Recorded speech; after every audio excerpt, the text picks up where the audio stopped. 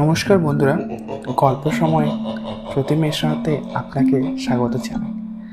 আজকের ভয়ঙ্কর গল্প রুম 406, আয়নার মানুষ। রাত তখন 3টে। কলকাতা শহরের উপর অঝোর বৃষ্টি, বিদ্যুতের ঝলকানি, আর এক ভাঙা পুরানো বিল্ডিংয়ের মাঝে দাঁড়িয়ে রয়েছে হোটেল অপ্সরা।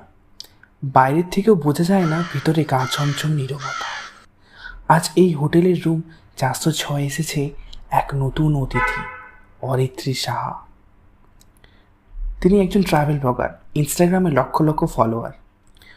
অন্যরা যেখানে পাহাড়ের সাগরে গল্প বলে, অরিত্রী খোঁজে পরিত্যক্ত ভুতুড়ে জায়গা। আর হোটেল অপ্সরার নামে সে শুনেছিল এক ডার্ক ওয়েব ফোরামে। সেখানে বলা হয়েছিল রুম 406-এর আয়নাগুলো শুধু প্রতিচ্ছবি দেখায় না, তারা মনে রাখে যারা হারিয়ে গেছে। অরিত্রী এটাকে ভালো কন্টেন্ট ভেবেই বুক করে ফেলে। চেক ইন করার সময় ম্যানেজার বাবু এক চুপচাপ সে বলে, আপনি ওই ঘর নিতে চান? বেশ তো, কিন্তু আয়নাগুলোর দিকে বেশিক্ষণ তাকাবেন না কিন্তু। অরিত্রী হেসে বলে, আপনাদের মার্কেটিং টেকনিক তো দারুণ। ঘোষবাবু কিছু বলেন না, শুধু মুখ ফুরিয়ে নেন।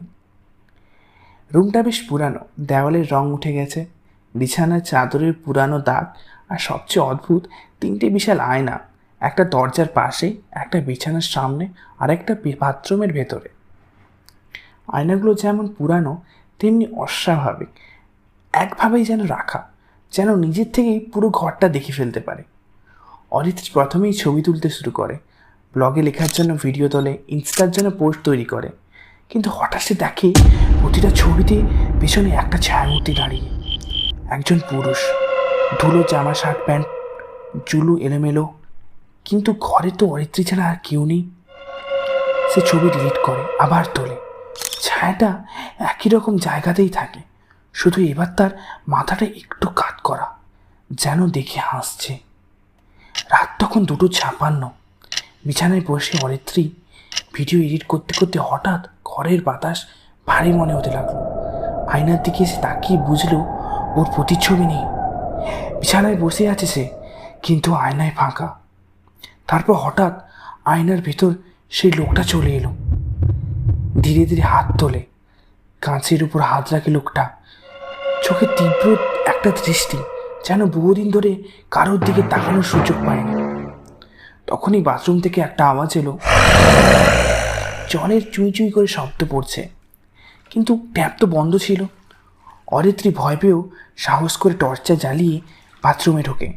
বাথরুমে আয়নায় সেই লোকটা এবার স্পষ্ট বলে উঠল, তুই আমার ছায়া নেই, তোর ছায়াটা তো আমি চেয়েছিলাম। অরিত্রী চিৎকার করে পেছনে ঘোরে, কিন্তু সেখানে তো কেউ নেই। আয়নার দিকে তাকিয়ে সে দেখে তা নিজের প্রতিচ্ছবি নেই। লোকটার প্রতিচ্ছবি আস্তে আস্তে ও জায়গা নিচ্ছে, চোখ দুটো ওর মতোই রক্তচক্ষু হয়ে উঠেছে। সে দরজা খুলে দৌড়ে বেরিয়ে আসে। লিফট তখন বন্ধ, তাই সিঁড়ি বেয়ে নেমে আসে রিসেপশনে। ঘোষবাবু আরেকজন সিকিউরিটিকে ধরে। সে জ্ঞান হারানোর আগে শুধু বলতে পারে, ঘরটা খালি ছিল না, আয়নার মধ্যে সে আমাকে দেখেছিল। আয়নায় কেউ ছিল। ঘোষবাবু অফিস থেকে পুরানো রেজিস্টার বের করলেন, 1986 সালের রেকর্ড। সৌমিত্র নন্দী, একমাত্র ছেলে, মানসিক অসুস্থ। সে নাকি বলতো, আমি আয়নার ভেতরেই থাকি, এটা বাইরেরটা আমার নকল। এক রাতে সবাই যখন ঘুমিয়ে, সে নিজে নিজেই মাথায় আয়না ঠেলে দেয়, কাঁচ ভেঙে মাথায় গেঁথে যায়। মৃত্যুর আগে শেষ কথা, আয়না তো কিছু ধরে রাখে না, শুধু আমায় আটকে রাখে, কেউ যদি জায়গা দেয়। রুম 406-এর আয়না এখনো আছে, তারা চুপচাপ অপেক্ষা করে নতুন কারোর জন্য, যে হয়তো নিজের প্রতিচ্ছবির দিকে আরেকটু বেশিক্ষণ তাকিয়ে থাকবে। আপনি কি আয়নার দিকে তাকিয়ে আছেন?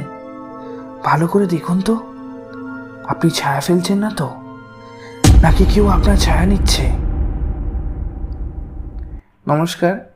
এরপরের যদি গল্প শুনতে চান, রুম 311, যেখানে মাঝরাতে একটা পিয়ানো বেজে ওঠে কিন্তু ছোঁয়ার কেউ নেই। এই গল্পটি শুনতে চাইলে কমেন্টে অবশ্যই ইয়েস লিখবেন বা হ্যাঁ লিখবেন। আজকের জন্য এতটাই। দয়া করে আমার চ্যানেলটি সাবস্ক্রাইব করবেন, শেয়ার করবেন এবং লাইক করবেন গল্পটি ভালো লাগলে। ধন্যবাদ।